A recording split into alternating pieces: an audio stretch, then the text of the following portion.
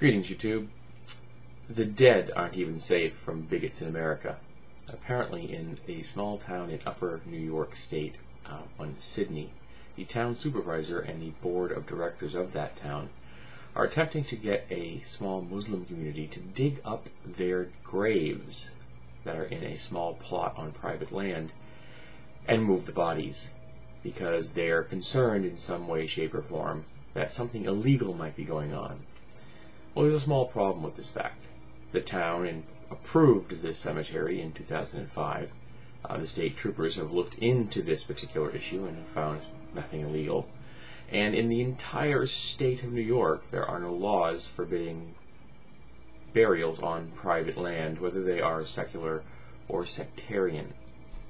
So seeing as that all of this is stacked against the town supervisor and board of directors, you'd think that they would just give up and quietly fade away, but no, they won't. They are trying to force this Muslim community to dig up their dead and move them somewhere else. I'm not sure where. I would love to actually be able to ask the town supervisor where he would actually like the dead put. I'm getting the impression it would be somewhere north of New York, say in another country. This kind of thing is out and out bigotry. If there are no legal prohibitions against burying the dead on private land, the state should have no say in who those dead are. Muslim, Buddhist, Christian, pagan, Hindu, Sikh. It shouldn't matter to anyone. It's no one's business.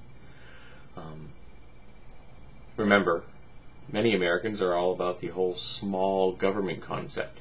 Well, here you go, folks. Here's an example of someone extending the power of government into spheres of influence that it has no right to be involved in. There's no law saying that you can't do this. The people involved have followed what standard guidelines there are for burying a body. Official authority figures in the state have approved it on the town and the state trooper level.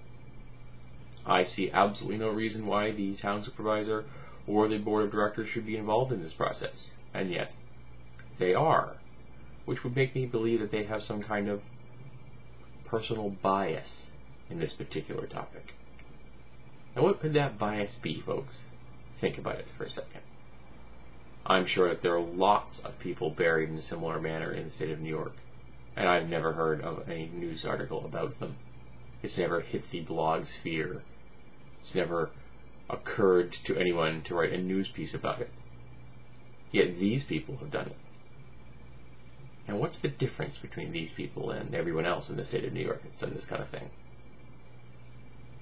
How did they differentiate themselves from the American population around them?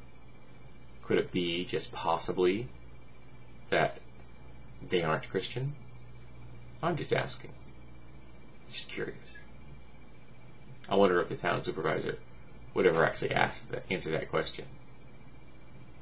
Or would he be okay if someone decided that, come time to lay him to rest, that they decided that no, we don't want your kind in New York.